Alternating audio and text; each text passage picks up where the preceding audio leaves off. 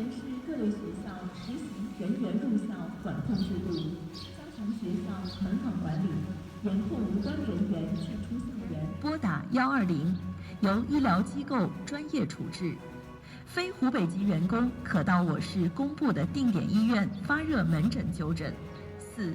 节后开工生产后，请企业全力配好做好疫情。Before I start this, and I think you could probably start with any news broadcast that's saying would say like, I mean, I find myself in the craziest situations in life at this point. Just the craziest situation. I'm in China, and the entire country is under quarantine. You know, I was in New York. 9/11 happens. It's just like the craziest situations seem to be. I find myself in, and I don't know why that is. You know, I certainly didn't come here looking to be quarantined in a sort of international epidemic. Just as I didn't sort of, when I was working on material concerning terrorism in Northern Ireland, I didn't sort of presume that that would lead to an international and sort of national emergency concerning the same topics, you know. It's just beguiling to me how I find myself in these situations. Let's get on with the discussion.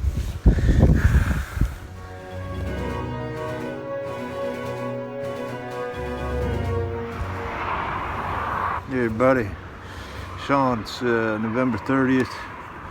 It's about 11 o'clock. I'm out here on the rock. I got a little bit of a loop I can walk here and stay relatively there's really nobody out here, so it's kind of a loop I can walk.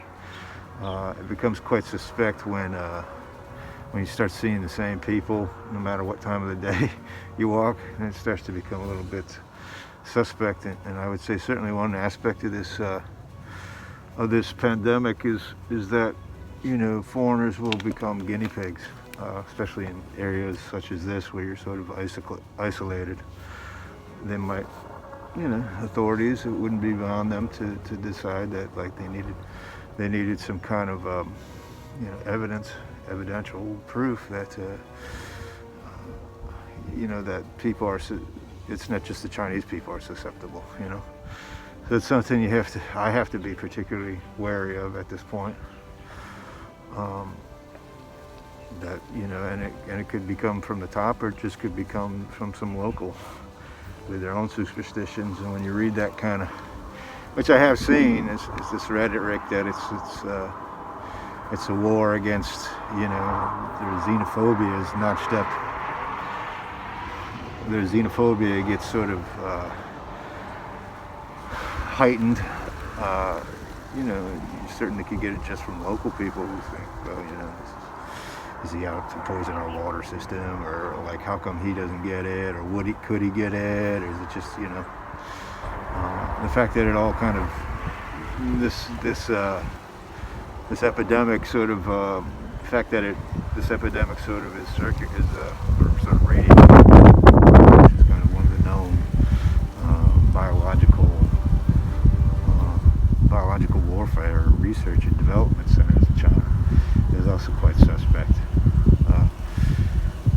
In those terms, it could be any number of possibilities. I don't want to speculate on, but and just, you know, I definitely think it's worth noting that if you're a foreigner in China, at some point, you know, you might be, if people are sort of interpreting the data that they're receiving through media, and it begins to look a certain way, that you yourself might just kind of become a scapegoat. So something I'm sort of, you know, a bit concerned about.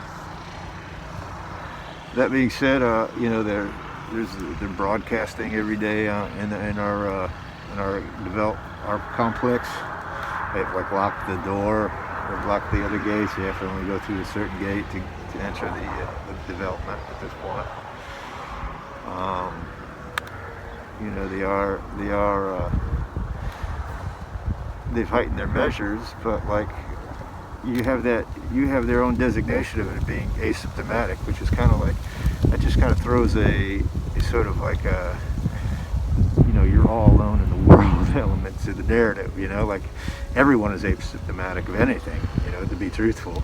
That's just like the biggest sort of paranoia, that's just sort of height, what you want to talk about, like, not spreading rumors, that designation, if you're not sort of clarifying that it's only specific to this virus, taking out of context that sort of designation is sort of existent in the world, it kind of is just a sort of given part of existence, this idea of asymptomatic of a disease,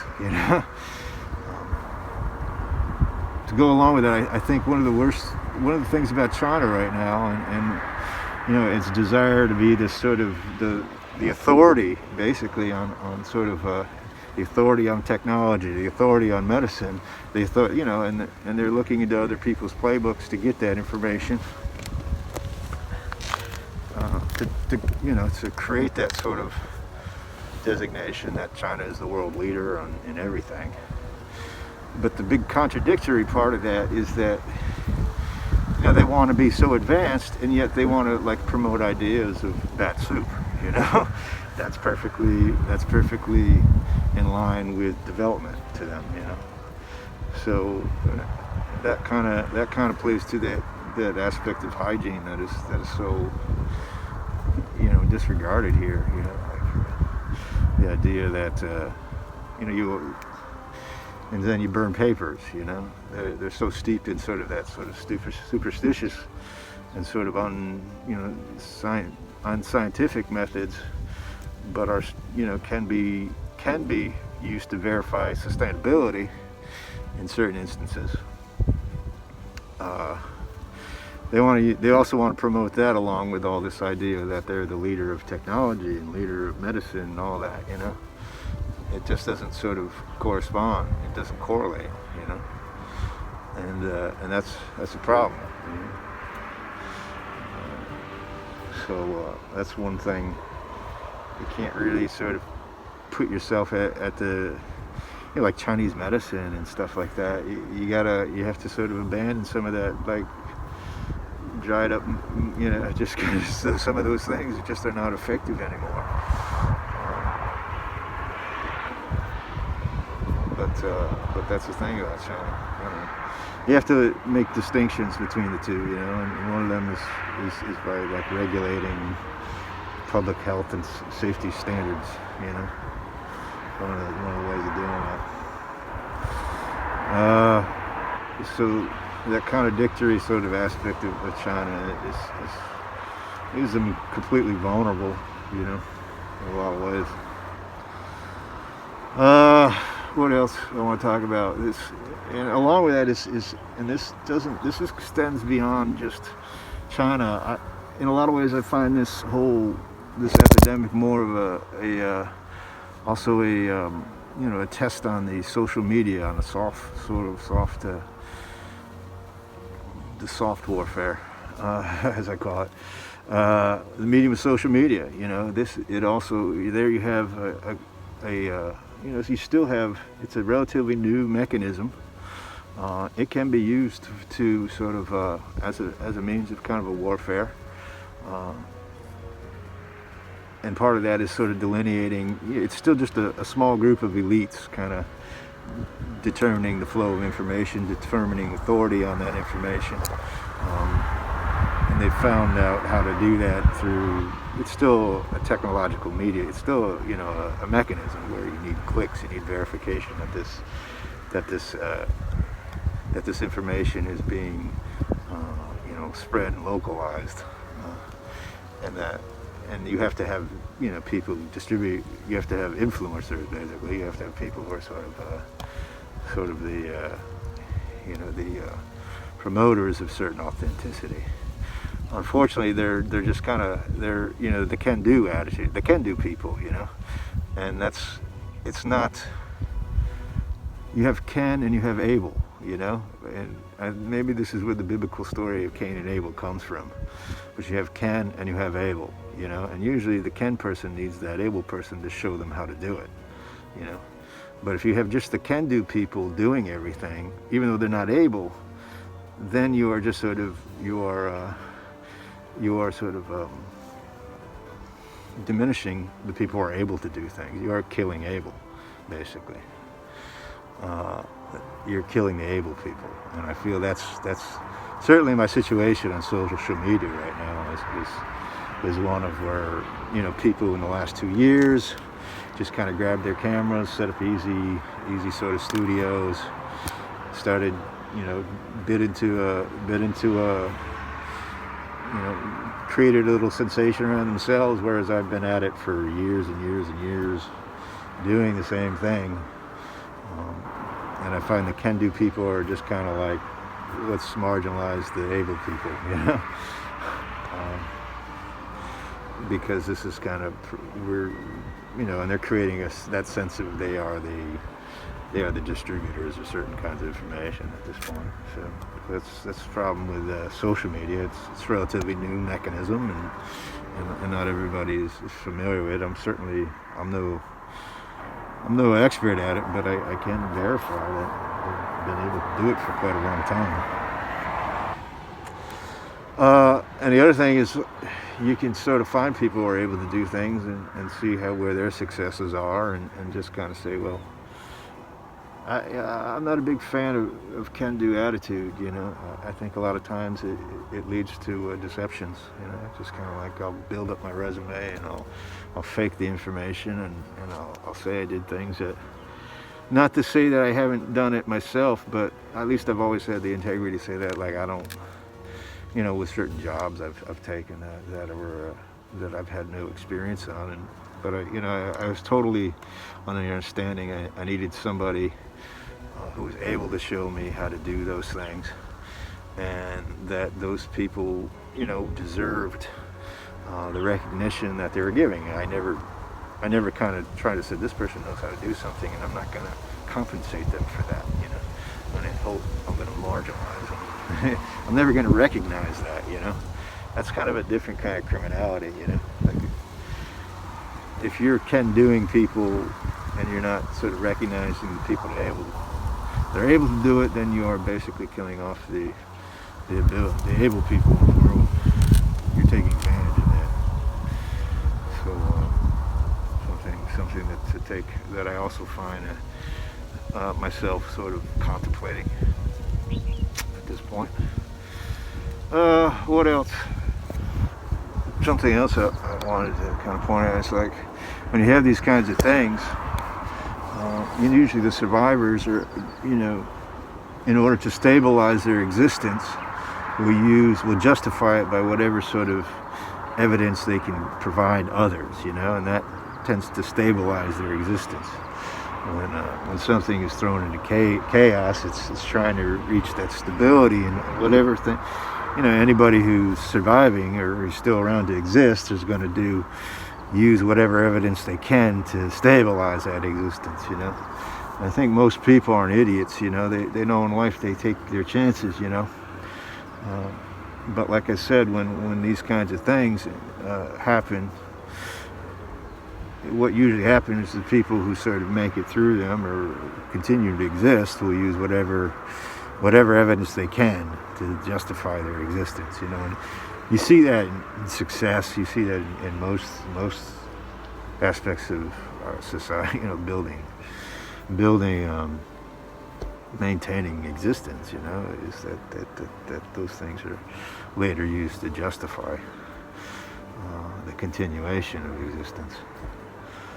So that also is a factor that I see in both arenas, the arena of this pandemic and in the arena of my professional life, or my life in media.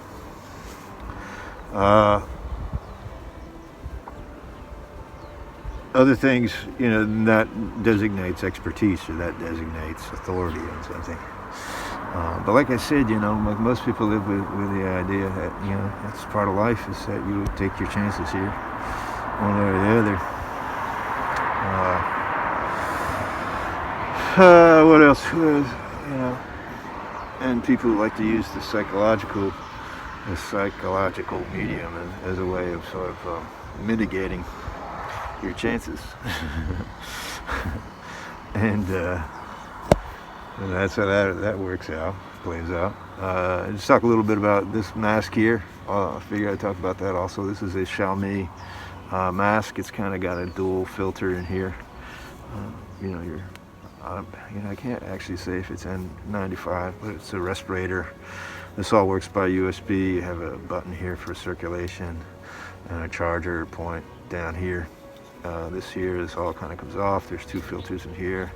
It's a double filter here. This is a mask I use for, basically, I bought this when I came to Fujian, realizing that I wouldn't have the sort of severe air quality problems that I was having in Changzhou and Nanjing and Jiangsu province, where AQIs were over 200 levels, for consecutive days consistently. Down here, like today is only a moderate 70 or so, which is sort of a no mask kind of days. It's still it's chilly, but it's warm. I would say it's a natural flu season also, At this time of year in any country, it tends to be sort of people are susceptible to colds, and because the body has to readjust to the changing temperatures. So people are particularly susceptible to sort of diseases. One of the things you're hearing about statistics now is that they're really not factoring in symptoms of the flu are being sort of all equated with this virus, not necessarily the delineations between the two. Other things I've heard of recovery. There have been recoveries. They're starting to log the recoveries in just as much as the symptom. I can't. I don't know what the statistics are, but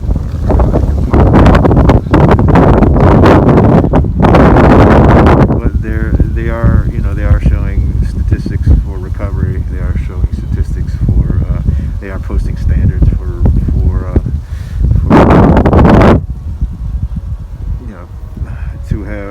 to be posting standards for release from quarantine and things like that, when patients are no longer showing symptoms. So that's all been established. I know there's some doctors in Wuhan that were released, that were exposed to it and diagnosed with the virus. I'm a bit curious about why. My own sort of perception is like having lived through the introduction of the flu shot protocol in the United States, where it was almost mandatory. It actually was. If you worked in a lot of places in the United States, the flu shot became a mandatory part of your employment when the season came around. And it wasn't mandatory. It meant you'd get fired if you didn't take it. So justifiably, a lot of people were very suspect of it. It was a vaccination that was being mandated that necessarily wasn't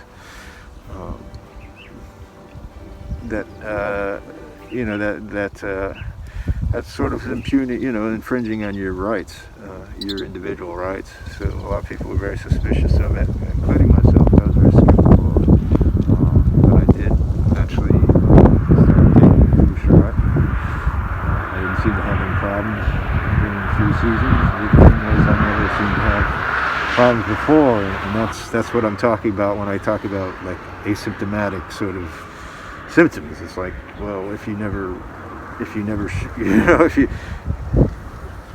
don't know if you have it or not, you don't know nobody knows, and who knows who can say that maybe you did have it and your body naturally fought it off, so you didn't show any symptoms. It's one of those things that deals with, that's so entrenched in like speculative sort of science, which is the same thing as bat soup. It's the same thing as bat soup. It's like, well, this, if I eat this bat, maybe it'll cure me of something that I didn't even know that I had. it's one of those things about life that your mind has to just sort of figure out how to grasp. The hard part is when you see other people are sort of like convinced of their existences based on, you know, based on their success rate, you know, with certain in certain probabilities, and your success rate might not be the same, you know. So you know, so you walk into those you really kind of come up with the idea of being an individual and what the whole idea of individual rights sort of entail and curtail.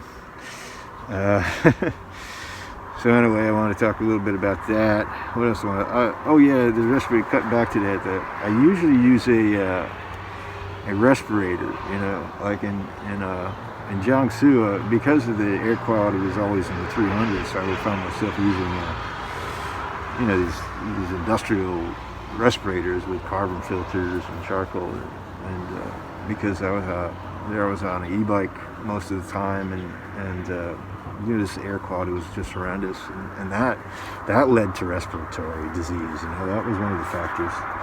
Oh, I should also talk about in the area here. The statistics are showing, you know, that there's been 50 to 100 confirmed cases of symptoms of the flu in Fujian province. I've talked to a local teacher here, and she told me there was actually two cases that she knew of in Jinjiang. Jinjiang is a very big city. There's a big downtown city part of it that I'm pretty far from. And the only thing I can say is that... So I kind of ran out of time there, but locally, I've heard from a neighbor that there was two people in Jinjiang, two cases that were confirmed in Jinjiang, or that they knew of, but they did not know a location. And Jinjiang is a very large city, so it could be anywhere. Also, school has been postponed. I'm pretty grateful for that. Not because I wasn't looking forward to doing the work, but because this time of year the kids are just, you know, naturally sneezing and snot, and sneezing and coughing and snot. You're in a room full of 50 kids, and yeah, that just seems like pretty much of an incubator, to put it in those terms. It just seems like the probability of getting sick in a classroom this time of year is high to begin with. You know, it's extremely high to begin with. So they postponed that for, I think, to the end of the month, end of February, and so I'm kind of grateful for that. That being said, I you know, it's going to get rough here. You know, it's going to get rough in terms of supplies and things like that, with public transportation.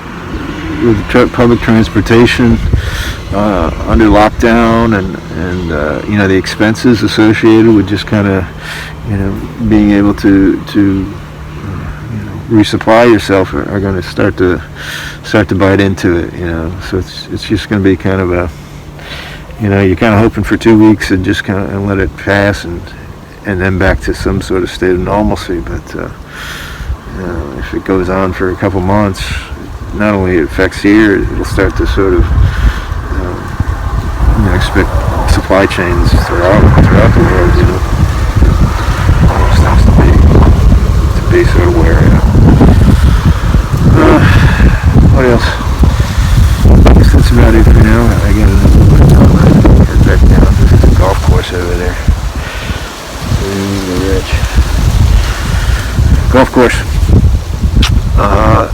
There's people out there. Every once in a while I still see people coming out there, but not as often as usual. That's it. I'll keep you updated. I'll check back in next time, and we'll have this discussion at a later date. We'll continue to discuss things. Sure. I'm up on the boulder here. I saw this rock over here walking around. There's actually some really great places, it looks like, to do free climbing or bouldering if you're in that kind of thing. I had some training when I was working for an outdoor camping program, So I had some training doing rock climbing. But that was all, wasn't free climbing stuff. And just kind of when I was a kid, I kind of grew up rock climbing in the back in our woods. So just something I kind of do. And I saw this rock over here, so I figured I'd just come scramble up it, take a look around. But there's definitely some spots over here that aren't too, they're pretty easy to climb, I think.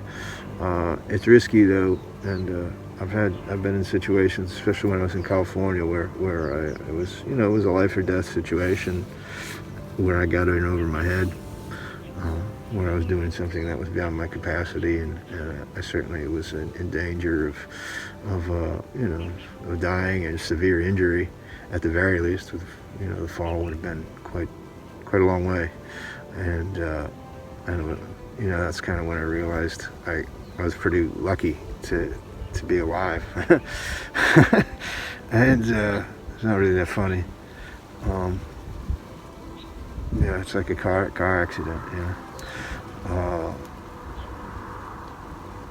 and so it's something you have to keep in mind when you're doing things on your own, is that you're taking your chances, and nobody will. You might not even know that you are that you're going. Here's like some perfect free climbing, some boulder in here. Even got like some padding here if you take a spill. So this is like the beginner's section over here. Maybe a little more advanced there. Far to the left there's kind of the intermediate section. But this is a good spot for free climbing. Somebody else thought it was a pretty good spot though, because this is I'm pretty sure that's like a survey marker. So obvious this is a point. And you can get a good look around here. It does give you a kind of decent vantage point. I actually kind of wanted to come up here to see there's a little park over here I wanted to see how I could get to. There's a little park over here that I wanted to see how to get to, so I kind of figured this was a good vantage point. And now when I come and I'll do this walk, I like kind of scrambling up here and catching some sun. Right there. That's where I just was. This is where on that county up here. There's the loop I walk, and back over there.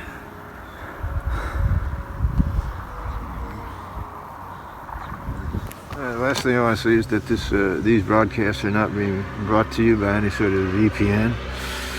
This is not a sponsorship. This is not sponsored by any sort of commercial entity. Even though it is on the YouTube platform, it is not sponsored by the YouTube platform because it's not monetized. Nor is it eligible to be monetized. So this is not being brought to you by AdSense or any sort of commercial entity involved. So take your fat fool what you will. It's not being brought to you by Xiaomi either. And that's all for today's Those Are My Thoughts. Thanks for listening. This is Sean Sardo, November 30th, 2020.